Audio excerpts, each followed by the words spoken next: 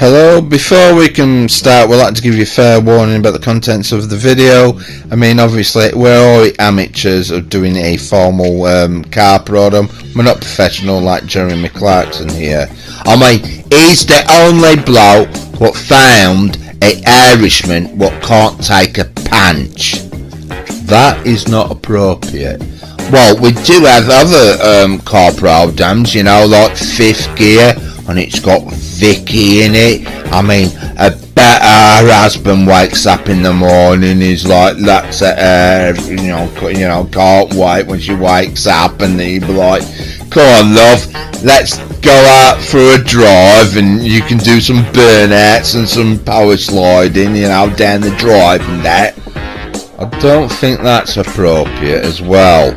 Yeah, but she does her own YouTube, you know, videos and all that lot.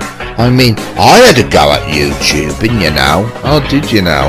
Yeah, I did. I came at Orbiter and I started filming down my local police station. You know, like they usually do, going in, filming bins if they got salt in them. Anyhow, I found the red bin, because I always make a big deal, they've chained up and that. And I thought, well, it's quite empty, really. And so I went back home, got my mum's kitchen drawer up and took all her knives there and filled the bin up. And it already fell near enough. Somebody left an RPG in it. So what did you do? I took it out. And then the other time, this police officer came up to me and tried to charge me a section 43 under the Terrorism Act, right? Well, you would do, because you got RPG, haven't you? No, because I had the camera on my phone and I was filming. Oh, right, okay. So what did you do with the RPG then? I took that home with me and I used it at bonfire night. I mean, I shot it straight up in the air and it came back down. What happened then? Well, you got the bonfire going. So, as you can all gather that we have strange British humour. Well, obviously, because we're British, we do, don't we? We have that humour, don't we? Yes, but the point is that what I'm trying to get at, it may be offensive because obviously this movie does hit very serious matters, but I suppose with victims are not constantly reminded in an awful way if they saw this movie, because Emerald Fennell has really done a really top-notch job on this, because she's actually applied that, yeah, these loads and loads of other movies what make it very, you know, far-fetched or very strongly impactingly upsetting for victims. What do you mean? Well, as you keep wanting to hint at and wanting to know about this movie, what sort of movie it is. Now, I'm showing a list of movies that, you know, might give you the impression and give you the idea what sort of movie it is. And Emerald has done it in a different style, and it's really good. It's very clever how she's done it, and she does class it as a comedy, not to be a vindictive, evil comedy about the subject, but the subject needs to be mentioned. Right, so that sounded long-winded, didn't it? Well, yeah, but, you know, that's one best way we can do it. So, obviously, we won't move on and talk about the movie, don't we? Well, yeah. Excuse me, you haven't warned the English public about English humour. No, it's for people in different countries with different cultures and that.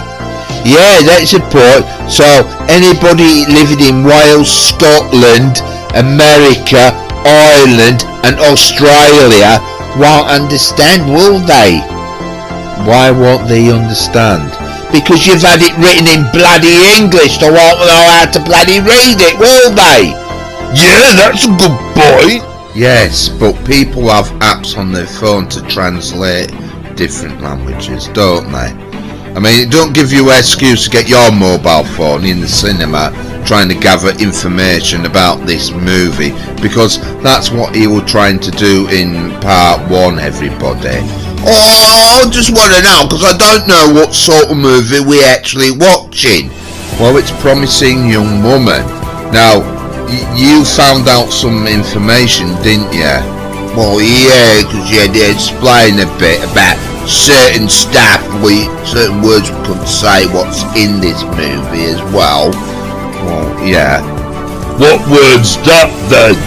Well, it sort of rhymes with a certain other word, like vaping. Yeah, so it rhymes and it sounds like... Yeah, don't say it. Well, yeah, vaping, right? And that's what we have to stick to, because obviously Captain Know-It-All had to explain a bit more about, you know, what was going on in the movie, you know, with him, with Adam Brody, you know, and that. Well, oh, you, because he was panty sniffing. Well, yeah, but he had intentions about vaping. Vaping? So he's a smoker? Yeah, but think about the word vaping. It rhymes with... Don't say the word! I wasn't going to say any word! Yeah, because you can't say that word because of YouTube. I've dissected it, haven't I? Because you're showing these clips of these movies, and they have a specific, something happens in that movie, isn't it? And that's why we can't say that word. Well, you sound very intellectual, and it took you that long to sort of suss it out what I've been trying to get at. I mean, it took you nearly an hour just to work out that, didn't it? From part 1. Well, yeah, but I've just worked out now what you're trying to get at, showing all these clips. So the movie's a bit like that, is it? So it's got car chases and stuff like that, you know, like, because it seems familiar, doesn't it? You know, like, don't worry, darling, because that was funny enough. In lockdown, there was like 2 female directors, ain't they, doing movies. This one, you know, with Emerald Fennell, and we've got Olivia Wilde, haven't we? Because she did Don't Worry, Darling, and it's got a car chase in it and all that lot. Has this got a car chase in it? No. You do know that we do a car program and we like cars and we like car chases. So while we're watching a blading film, we're at a car chase. I'm confused. Why are we seeing images of a car chase on these sudden? Because I put it on because I want to see car chases in this movie. Well, there isn't. Why? Isn't this based on a book or the 1974 Stepford Wives?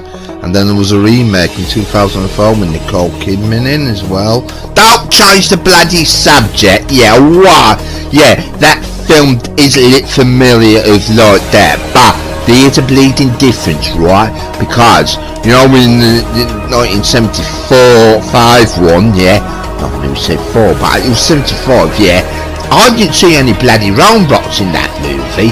But in the Nicole one, you know, Nicole, yeah, we know that the roundbox in that one, because Christopher Walken was a roundbox, wasn't he?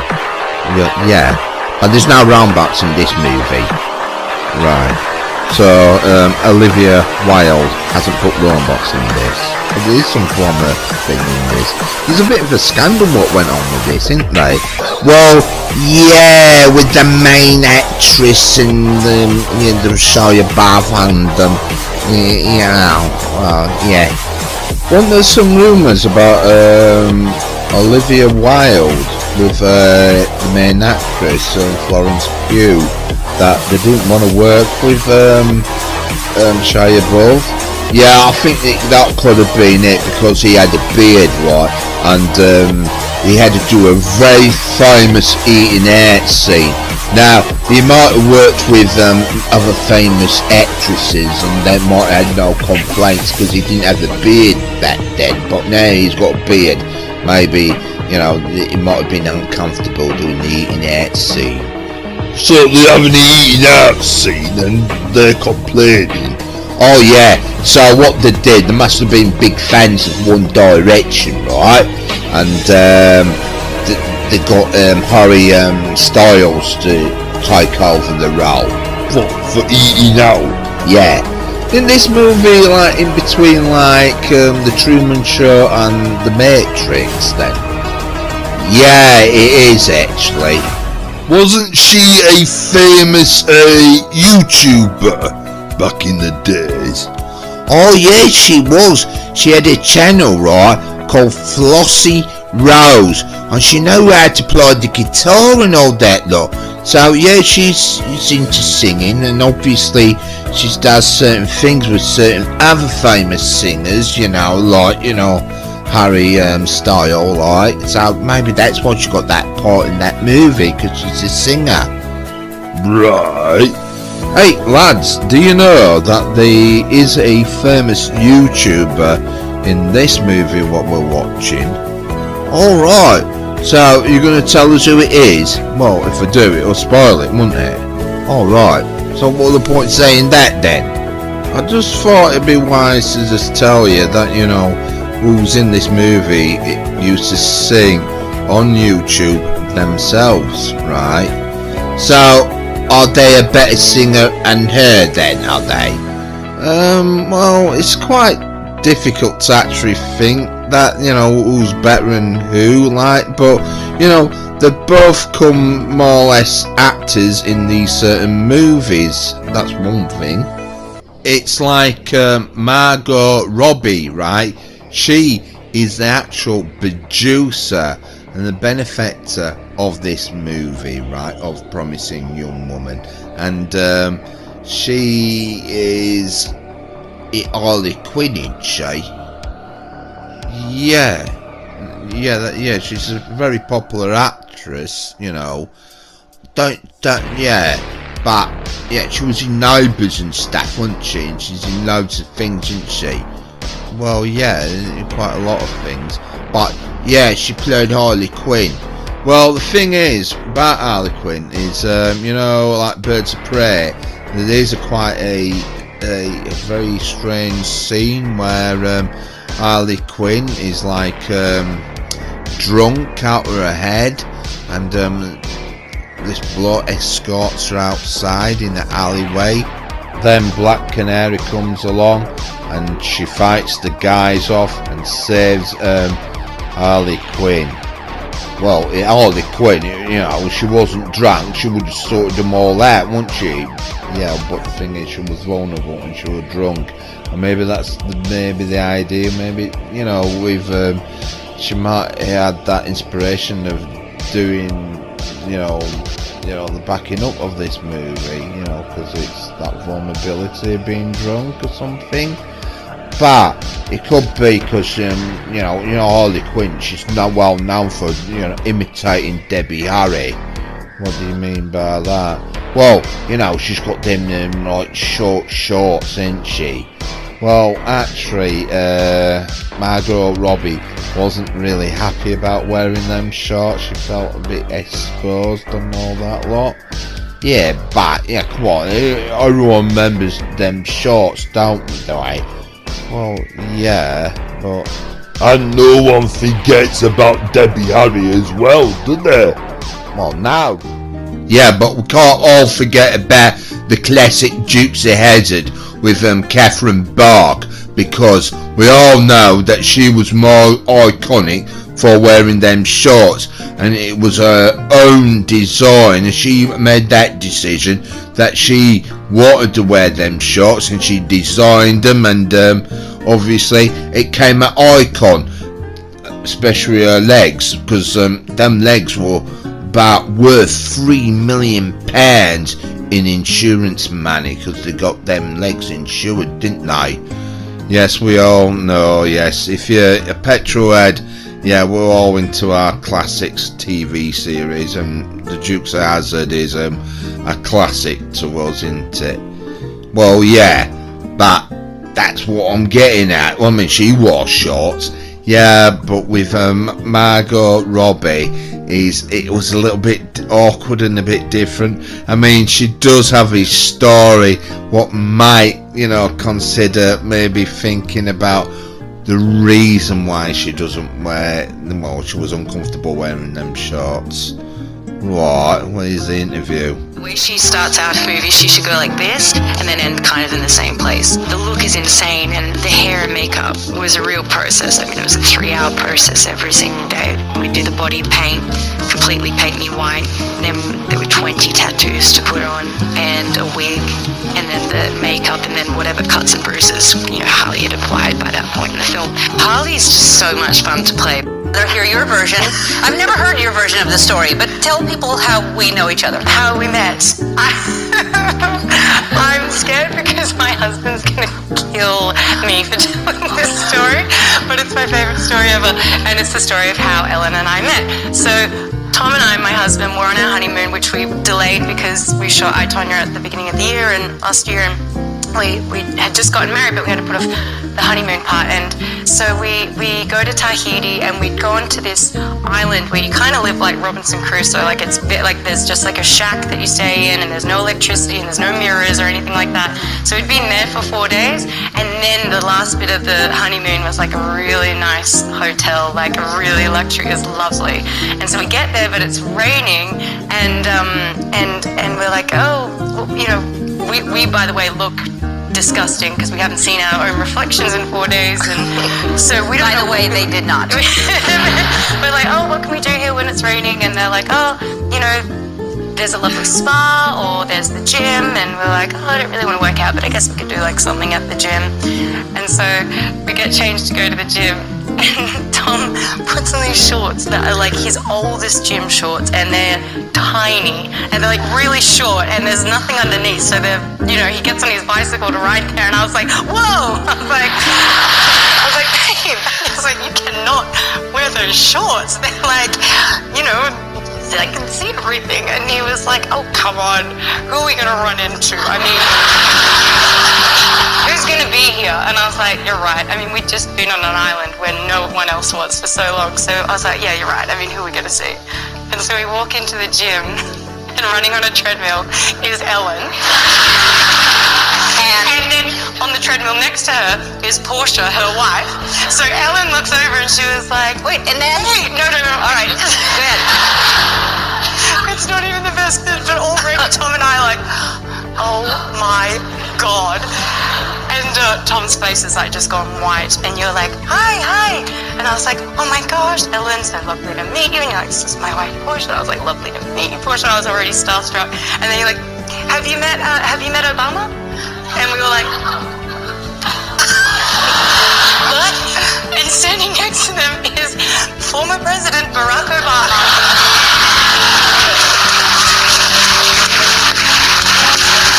I'm not kidding. In a gym that is tiny. The gym was the size of this stage. Like, even smaller. It was a very confined space. And we then had to do this whole, oh my God. We had to do this whole, class, this stretching class. But Tom, meanwhile, is trying to, not reveal anything. And he's dying, and I'm crying so much I'm about to crack a rib. And literally this gym instructor keeps saying to Tom, lunge, not lunging.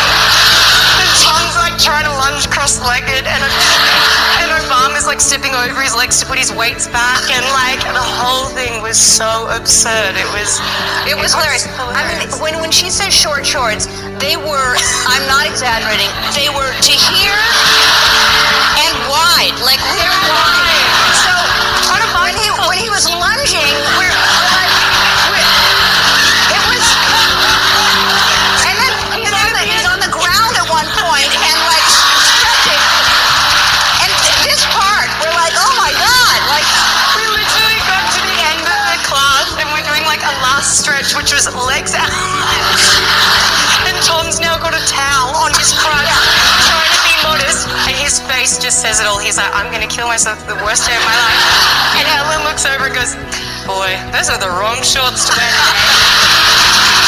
Oh my God. It was hilarious. And then 2 days later, we get laundry, and I started looking through it. I was like, this is the wrong, it's a small, there's only 10 cabins. Yeah, and I was like, this is not our laundry. And then I come across pink shorts. I was like, oh, I know who's the I got Tom's shorts. And no, I know where these go. Oh my God. But I mean, so Obama was, so he was there. He happened to be there writing his book, and so we were working out with him every day. And when you walked in, and he's in those shorts, I was like, oh my God, this is going to be hilarious. This is honestly one of the funniest things that's happened. But he's a huge fan of yours, Obama. I obviously assumed that he would have no idea who I was, but when I walked in, you're like, oh, do you know Obama? I was like, no. I was like, hello, so I don't know what to quote. And he was like, hello, yeah. He goes, you're a very talented actress. And I was like, oh my God, Obama knows who I am. And he's like, we were just talking about you the other night. I was like, you were? What?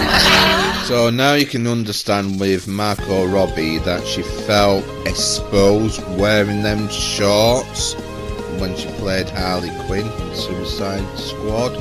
Yeah, but she was really exposed when she was in Wall Street with Leonardo, wasn't she? When she was showing her naughty bits to him and all that lot, and the cameras filming her and all that lot. Yeah, but that's just in the movie. We don't actually properly see any nudity. Well, we see her, her top bits and all that lot, don't we? Well, at the time, she just got going into Hollywood production of movies and all that lot, so it's in their contract and something. And this is a sort of the appeal about maybe this is why she was the producer of the Promising Young Woman. Well, she can't act in that movie, could she? What do you mean by that? Well, she's already played the part, hasn't she? What do you mean by playing the part? Well, she's already played that character, or Harley Quinn, and there's Harley Quinn in this movie, isn't there, as well? What do you mean by that? Well, there's Harley Quinn, isn't there, in this movie? It's a comic book movie, and it's got the dreaded R word in it. We can't say, revenge movie. It's like Batman, isn't it? That's what it is. It's imitating Batman, and it's like a new version of it. It's something in it. No, you're formally guessing completely wrong again. Well, looking on my phone, right? I was looking at the actress Carey Mulligan, right? She's dressed up like Heath Ledger's version of Joker, when he's wearing the nurse's outfit, and obviously she can't be playing the Joker, so she must be playing Harley Quinn, right? And when they blow the hospital up and all that lot, it must be something like that. That's what I'm getting my imagination thinking. This movie is a comic book movie, and you do realise, that Margaret Robbie, that she was in Neighbours and all that lot, and Heath Ledger was in Home and Away. I mean, maybe there's something tied that all these Australian soaps that they always end up being like bad people, don't they? Bad guys in comic books, don't they? I mean, that's where Harley Quinn is, isn't it? With Robbie Robbins, isn't it? Ooh. Well, I don't understand who you actually are talking about, me. I just want to get on and watch the movie, if you don't mind. Yeah, but as we're explaining, that this actress, right, is Harley Quinn, right? And that's what I'm getting at. It's a comic book movie. I'm not allowed to watch them. Well, Gavin, your mum won't let you watch something like that. Not my fault. I know it's not your fault, Captain Gorgeous, but the thing is, what I don't understand is, why did Margot Robbie star in this movie? Why didn't she star in it? I mean, she's a good enough actress. I mean, in Babylon, there's a bit where she hits about her crying and all that lot. Well, she can do that for real, and she can choose which tear can come out of which eye. She's that good. Yeah, but the thing is, though, you got, Carey Mulligan, right? Now, she has done a lot of performance, and technically, she is more the better actress in doing that part. Yeah, but you're saying that, that's a bloody insult, right? You know that Margaret Robbie is a better actress in that. Yeah, but they're both are good actresses, aren't they? But I think because, it could have been down to how Carrie Mulligan looks, with a dark brown eyes, and it's just how she can do this strange smug look later on in the movie.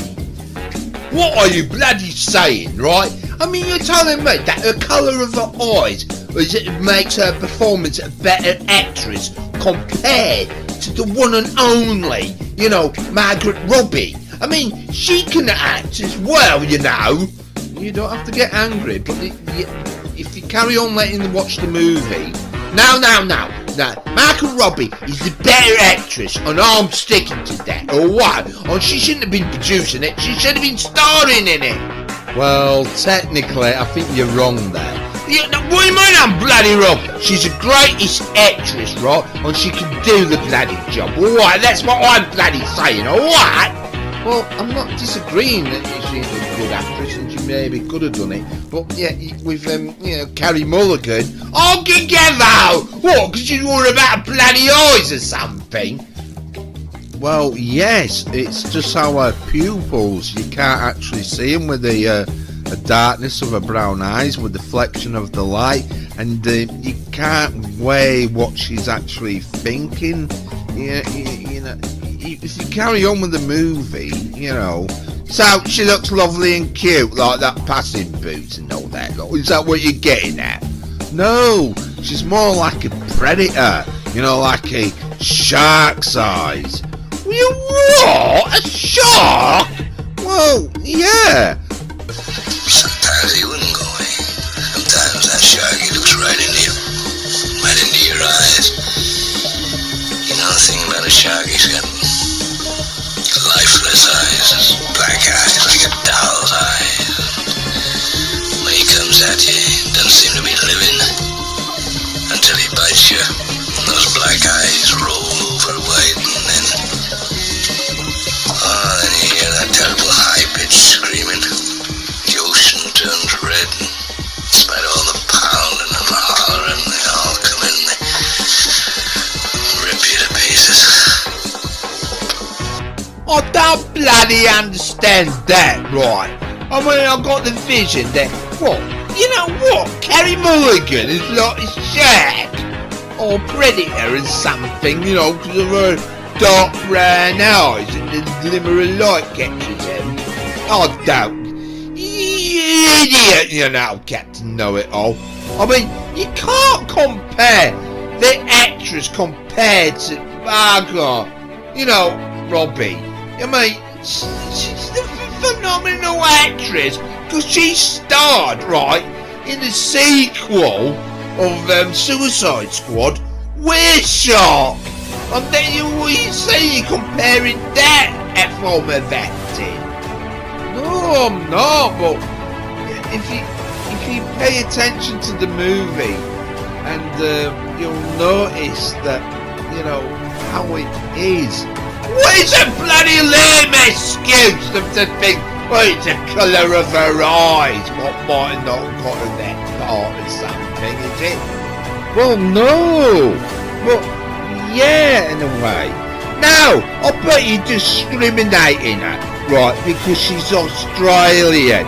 Is that what you're getting at? I mean, she's not far off from being British.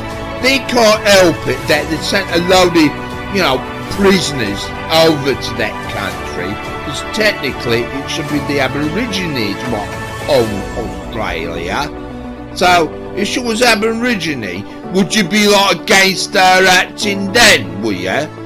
What's that got to do with anything? All I've mentioned, if you pay attention about Carrie Mulligan, you notice where her eyes and the reflection and all that lot, you can't judge what she's actually thinking, and that makes this acting performance. Oh, you are talking right twaddle, you, aren't you? You two just shut up, because we haven't even done our previous on part 1 yet. Never mind, I won't give no about what happens in the movie. Oh, I get the gorgeous. Fair enough, yeah. We should get on and, show what happened in previous, how far we got on with the movie. Well, yeah. So, we'll let, Carrie Mulligan. Explain it. Every week, I go to a club. I act like I'm too drunk to stand. And every week, a nice guy comes over to see if I'm okay. And Kathy Mulligan's character, her dad is a mortal. He's a Kurgan. And her mum's a child molester. Because it's Stifler's mum. Her daddy ain't mortal. He's Mr. Crab from Square Bob SquarePants. Oh. Aye, anyhow, her boss, right? She's an ex-con. And they work in a coffee shop and they're rude to the customers. Working in a customer-facing role. Great, can I get you? Cassie. Don't Cassie me, I'm fine. Well, we do have Laverne Cox explaining a lot more about this movie, didn't we, in part 1, and maybe a lot more now. Yeah, that'll be handy, because I still don't know what this movie's about. A lot of times, you know, having been on a show like Orange Is the New Black, a lot of the men, for years, like these hot guys would come up to me and they'd be like, oh my God, are you Laverne Cox? And I'd be like, yeah. And they'd be like, I love you on the show. And I'd be like, oh, thank you. And I'd be like feeling really cute. And like, I'd watch with my girlfriend and I'd be like, oh, are you still together? So no dating opportunities came out of it. But what I found is a lot of guys were watching with the women that they were in relationships with. Obviously, everyone's not in a relationship. That shouldn't be a way. And we should, again, we're sort of maybe putting the onus on women to sort of get men involved. But I think for a lot of men who think that they are, I think a lot of men strive to be good guys, right? Strive to be the best guys that they can be, and don't think that they would ever do anything that would not be consensual sexually. And Yeah, but they don't have to be rude to the customers, do they? You know, I mean that's why she might have ended up in prison for. No, I don't think that'll be it. Anyhow, she's inquiring to our character about her and her nightclub action. So let's carry on watching. What? Johnny said he saw you at the Fallout last week, so you were completely hammered and on your own. She's a bit nosy, isn't she? No, she's just concerned about her friend. He was a little worried. I know it's none of my business. Someone else that would have been there. Is Kathy Mulligan lying to her friend Gail there? Yes, she is. Right, I need some more clues about what the hell's going on with this movie, because, right, they're in a coffee shop. Yeah, well, Kathy Mulligan liked this scene of the coffee shop scene. There's an interview. Decided that she, you know, Cassie definitely worked there for a while, and that, you know, really Gail's her only friend, and that she really is the only person that she has any kind of relationship with. And I think, you know, there's a kind of comfort there that she doesn't have with anybody else, and I think that's fostered by just Gail being a really solid, no bullshit person, who can be honest with her in a way that not very many other people can, and also isn't intimidated by her, which I think Cassie's very good at kind of like shutting lots of people out, and I think Gail just sort of sees through that and doesn't, you know, there's no kind of intimidation. She can just deal with whatever. So I think that sort of, what I found so helpful about Laverne's performance as Gail was the freedom that she had in playing her, and the fact that when I walked into the coffee shop and we started shooting the scenes, and it was like the second day of filming, so you were still kind of feeling her way in, it felt like her coffee shop. It was like a very lived in space, even though it was like a set that we literally just walked onto the second day of filming. It felt like such an inhabited character, and that this coffee shop belonged to Gail, and Laverne was fully inhabiting that character and was very, very free, to the point where she was able to just like improvise lines and start scenes in different ways and end scenes in different ways. And I think that coming in and doing that as a supporting character is incredibly difficult, and does take that like preparation to be able to come in and just do it, and for it to feel like so effortless. That was interesting what Carrie Mulligan was on about, but I don't get this, what's going on there. Why are we seeing under a bed? We mean under a bed? Oh, bloody hell! You're frightening the monsters under the bed, aren't you, Captain Gorgeous? It's a bloody horror movie! No!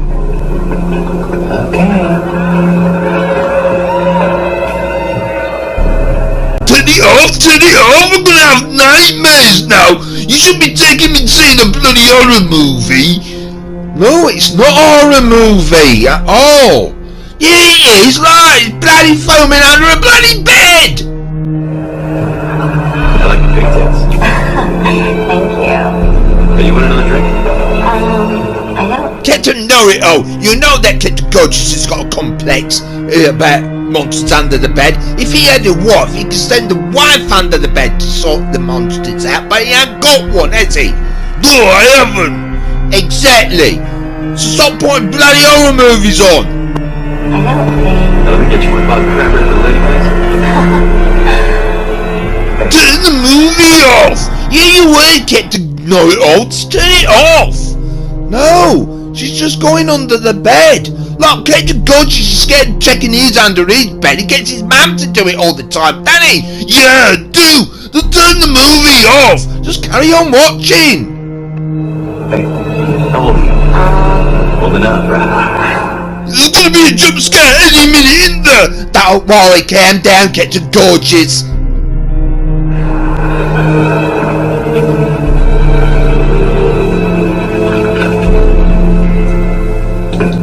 Don't worry, Captain Gorgeous. She's just getting that book. That scary book! Yeah, I mean, don't you say Emerald Fennell's first movie, you said? Every director always has a go at making a bloody horror movie. That's what it is. No, it's not a horror movie. I mean, she easily explains what type of movie. Promising Young Woman is a dark comedy, revenge thriller about a young woman who goes to nightclubs, pretends to be very, very drunk, and waits for people to take her home. Is that all bloody God she could easily explain about her bloody movie? It's all that is it gonna be? Somebody pretending to be drunk all the time at nightclubs then? No, just carry on watching. Because a famous YouTuber will be coming on now. Right, okay. I wonder what she's gonna look like then. Who says it's gonna be a woman then? Because it's a ladies' movie, isn't it? Yeah, that's right, Captain Know-It-All. You've been told. Yeah, you have. That looks like an interesting book she's reading, doesn't it? I wanna know when this other famous YouTuber's gonna come in then. Whoa! Bloody hell! It is! Whoa! Oh, it's a man! A man? Yeah, it's a famous YouTuber. It's a man. What's the famous YouTuber? I know I thought it was going to be a female, like you thought. But who is he? Oh, come on, come on, jog your memory a bit. I know who it is now. Yeah, but I can't find him on his channel anymore. I mean, a long time ago now, that, wasn't it? Yeah, it's Bob Burnham, isn't it? Yeah. I remember him. What happened to him? You know, he disappeared, hasn't he? No, he's still going, like. You want milk? Hey, Captain Know-It-All. Does he start singing now? Oh, that'd be funny. What? I wonder what funny songs he's going to sing to her there. That'd be funny, won't it, Captain Gorgeous? Yeah, it will. Go on. Sandra? Yeah? I Ryan? thought her name was Cassie, not Sandra. Or was he doing that on purpose just to wind her up? Go on, my son. Go on, wind her up. Give her some attitude. Forest Med School? Second year neurology, Dr. Hadid's class? Oh. Yeah. What's up with him? Oh, come on. Tell him to shut up or something. Come on, what's wrong with him? Maybe because it's Carrie Mulligan? Oh, yeah, because of them big brown eyes, innit? He's intimidated, isn't he? Oh, I'm going to be thinking his John Williams music should be playing there, shouldn't it? And what else happened to the movie there? Oh, mate, come on. Oh, I can't suss this movie out there. Yeah. Ryan, hi. God. Her name is not God. Her name is Cassandra Cassie Thomas. What do you mean? They've been calling her Cassie, haven't they? That's her middle name if you've been paying attention. Yeah, that is right. Oh, what? I have been paying attention. I'm trying to suss out what this type of movie is about, and you two are like making out you know everything, do you? Why are you working here? Or... I didn't mean... That was rude. I didn't... What is wrong with Bo Burnham? Come on, you're so Cassie. You should be making mincemeat out of her. And get witty. What's wrong with him? He's just stumbling mess now.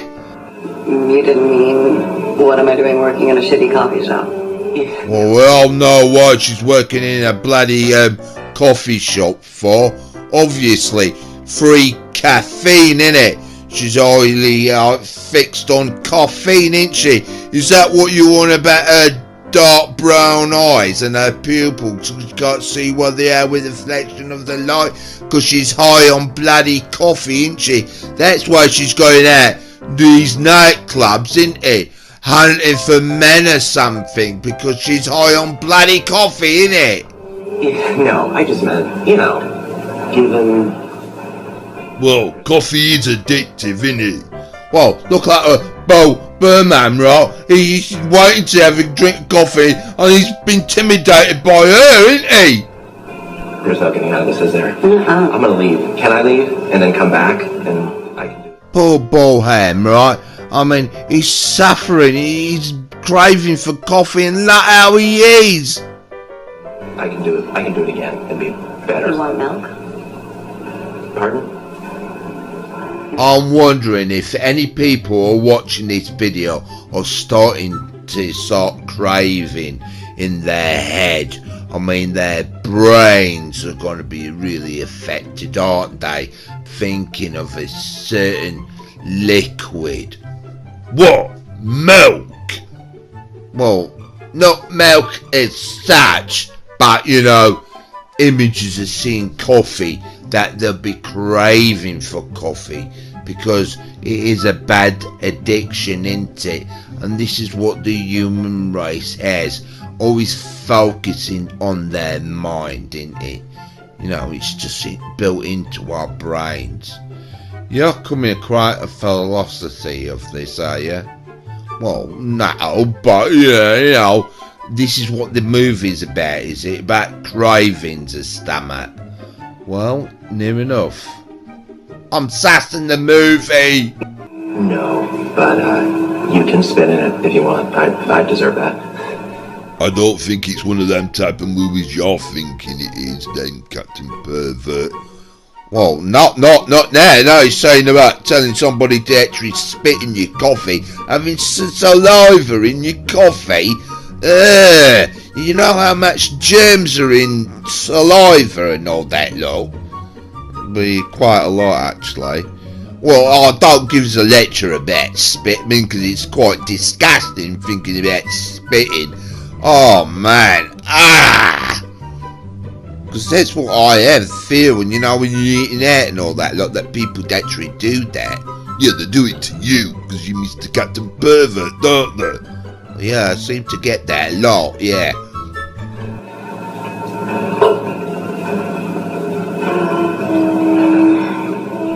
You can tell it's a low budget movie. Why is that? Because she's spitting in an empty paper cup.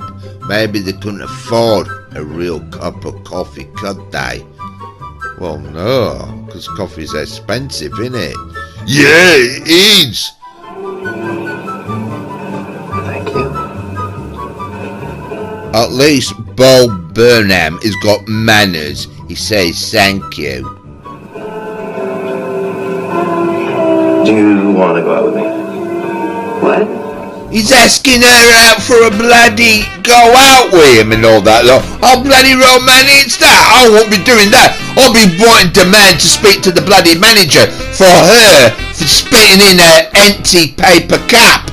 That isn't bloody hygienic at all. What? date. What a bloody idiot he is! Don't be falling for her, man! Don't be getting romantically entanglement with her! I mean, I can understand it if it was Marco Robbie like, but, you know, why her? You know, the one with the shark eyes? Oh no. Well, you said, you know, Carrie Mulligan's got shark eyes, and we all know that she's a predator in this movie. Yeah, but Marco Robbie would play in that character. She would be a predator too. Yeah, but she's got styles, Harley Quinn, hasn't she? And this Harley Quinn's no good. She's not playing Harley Quinn, is she? Oh yeah, she's playing some coffee lady fixed on coffee or something. Seriously, I just spat in your coffee. He doesn't seem too bothered of her spitting in his empty paper cup though. He's just love over heels over her, isn't he? I mean, it's like his penis is ruling his brain, isn't it? Oh, you could shout, you bloody romantic. Oh, it should have come in a chick flick now. Now you've just ruined a popular hero of YouTube, aren't you? Yeah, but look what he's doing now. What, he's picking an empty paper cup with a bit of spit right at the bottom. You really need to tilt it really far back to get taste of his spit if you want to be a real man. But we all know that everybody what goes kissing tastes saliva anyhow, because you wriggle your tongue down girls' throats and taste all their dirty spit, what is not very hygienic and very dangerous. So kissing. Why do the human race have to bloody kiss, though? I mean, it's not imitating bloody animals. Animals do it for grooming and all that, look. Who invented bloody kissing? The oldest record I can think of about kissing is a Santex from India in 15,000 BC or something. Right, and you're expert on all this. Well, nobody ain't got no expertise of thinking when the first human kissing came. I mean, a lot of people say that, you know, it could have been from our mothers, you know, before the electric blender was invented, to make baby food. The mothers used to eat food and chew it and then spit it in their infant's mouth and all that lot. A bit like a bird, you know, regurgitating all the food and that. But my mum cuts my food up for me. I'm a big boy, I cook my own food. I don't need her to chew my food up for me just to feed me. Yeah, but back in the times when you was a baby once upon a time, how did she feed you then? With a bottle. Yeah, but, you know, that will melt, but how about your solids?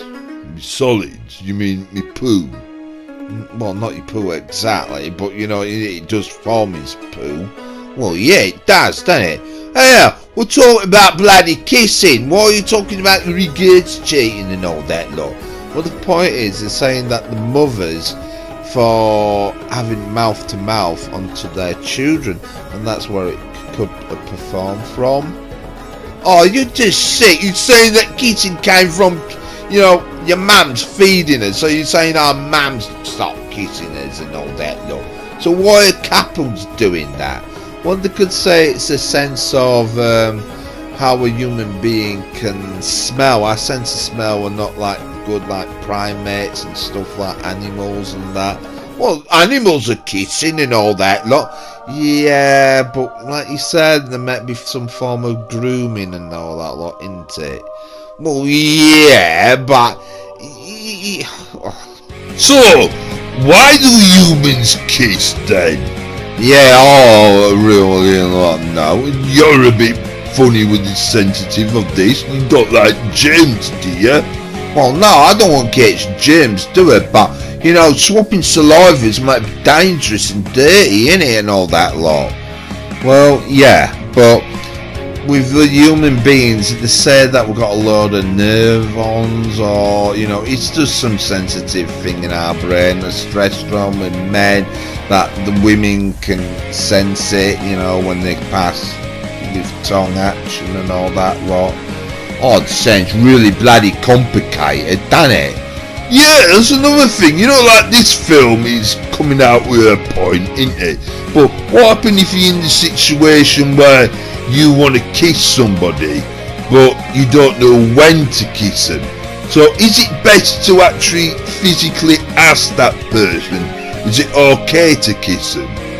Well, this is it, you know, like movies and stuff, it's meant to be some form of reaction of both people, you know, that it makes it that romantic type thing that, you know, it's meant to be like a, you know, a spirit type moment and not to rush and nice and slow. You're sounding such an expert, oh yeah, you Mr. Know-it-all. Well, technically I'm not really. So technically you don't know what you're on about, do you? Well, you do a bit. Oh, whatever. I mean, excuse me, Captain Pervert, can I ask one question? You don't like germs, do you? Well, no. Have you ever kissed a woman? No. Right then. Let's get back to watching the movie, alright?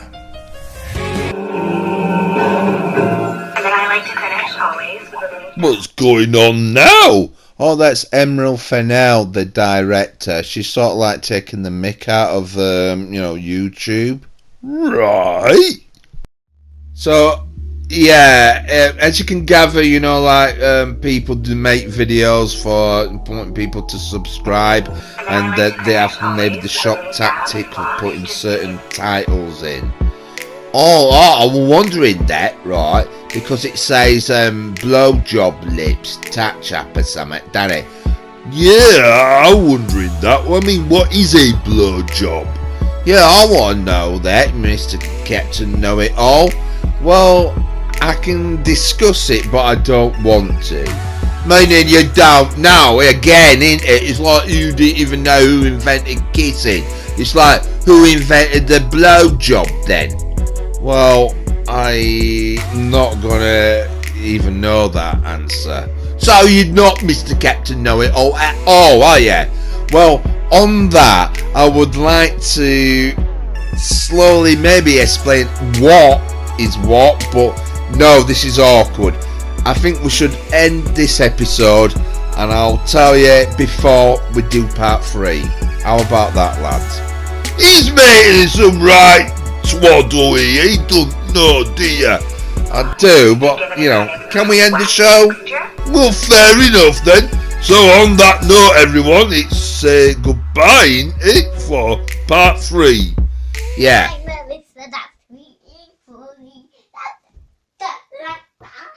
Goodbye.